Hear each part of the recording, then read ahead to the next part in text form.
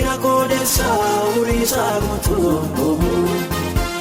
ina godessa urisa Tole nagaan waaqayyo isiniif haa baay'atu akkam jirtu jaallatamoo fi kabajamoo obboloota koo ardii gola arabaa keessatti argamtan hunduma keessaniif nagaan isiniif haa baay'atu bakka jirtanitti isiniif jechuun jaalladha. Mee akkam jirtu ani obboleettiin keessan nagaan qaba waaqayyoof haa galatu. Hordoftoonni YouTube channel Abarash maatiin YouTube channel Abarash kan turtan hunduma keessaniif nagaan haa ta'u. YouTube koduraanii paaspoortii saduu qorana yalaatee cufamee narratti cufee itti fayyadamaan jiru narratti cufee waan jiruuf jechuudha. Karaa YouTube kanaan isinii dhufee jira. Arabun isin jedha warroonni duraanis maatii koo turtan maatii koo karaa kanaan akkanaa taatan kabajaan isin gaafadha. Akkasumas immoo warroonni maatii koo hin taane subscribe gochuudhaan maatii koo akka taatan maatii kootti akka dabalamtan jaalalaan isin gaafadha. Wal wajjin hin taane wal gargaarree yaadannoo qabu isin qabaachuu dhiisuu dandeessu yaada isin qabdanii qabaachuu dhiisuu hin danda'a. Innaa beekumsa wal jalaa horan akkasumas immoo wal bohaarsaa deemna jechuudha. Haalota keessa jirutti qabamnee ijoolleen keenya baay'inaan akka hardii harabaarratti argaman quba qabna hin beekna waan ta'eef kanaaf haala keessa jirru keessatti qabamneetu teenya osoo hin taane waan obboleessi koo dabarsu hundumaa hordofnee ilaallee sammuu keenya bohaarsuun mudannoo nani qabu inni tokko qabaachuu dhiisuu danda'a. Mudannoo nani keessa dabarse chaalenjii nani keessa dabarse wantoota ulfaata nani keessa dabarse yoon obboleessa kooti baasee qoodu hangafa otoo hin taane anumaa gadittillee anaa olittillee warroonni miidhaman chaalenjii guddaa warroonni dabarsan yaadanni isaaniif hiree sana ilaalaniitu jabina argatu. Inna walaa jabeessinuu isinin jechuu jaalladhaa bakka jirutti hundumti keenya waliif jabinaadha. Yaadolii walii keenya ogguu hubannu aasaa walii keenya ogguu hubannu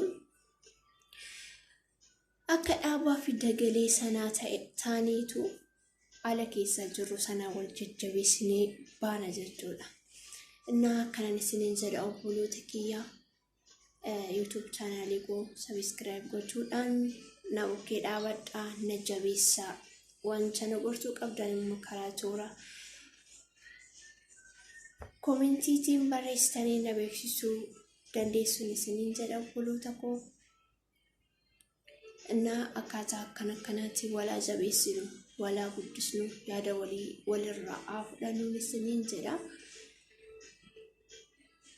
Innaa yaadni koo kana fakkaataa YouTube channel koo subscribe na godhaan isiniin jedha. Yaadota bareedoo ta'an taphas kan ta'an barsiisas kan ta'an gara hundaatti fedha waaqayyootiin fudhadheen dhiyaadha jedheen na yaada. Innaa akkanan isiniin jedha obboloota koo.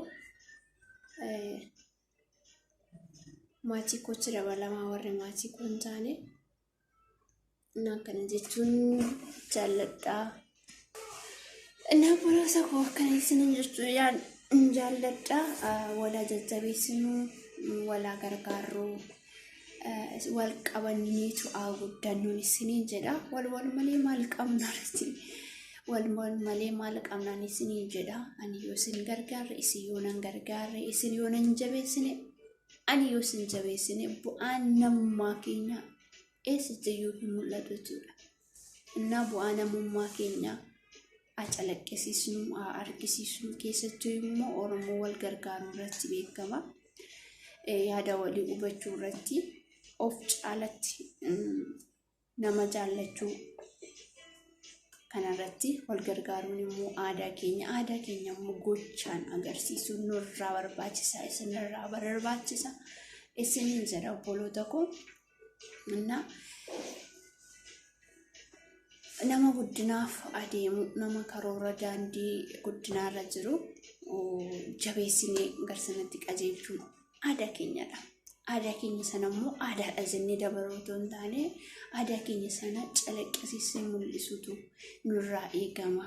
Wal jabeessinee wal gorsinee iddoo baay'eetti dogoggoruma namaarraa haasa'uu osoo hin taane kana sana dogoggorteetta jennee sirreessuun qooda keessanidha. Eessumattiyyuu isiniin jedha. Waan akkasiin jedha waan akkana bartee nutti haa ta'uu iddoon ani balleessetti kanadha kanasi afaanaan jedha waan afurratti waan an balleessi tokkummaa asirratti balleessee naan jechuudhaan toora koomentiidhaan barreessanii na gorsitanii na deebisuu dandeessuun isiniin jedha.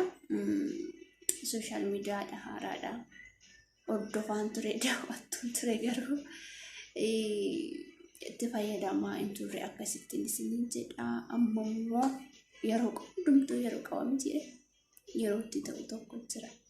Kanaafiyyuu yeroon itti hojjedhu waan ta'eef ka'een jira. Jabaadhu sabboontuu Oromoonaan jedha. Jabaadhu sabboontuu Oromoonaan jedha. Isin immoo na bukkee dhaawwadhaa na jabeessaa isiniin jechuun jaalladhaa. Maachii koo ta'aa sabskiraayib gochuudhaan koomentii barreessuudhaan sheer walii gochuudhaan isiniin jedha obboloota kiyya. Gara fuulduraatti fedha waaqayyootiin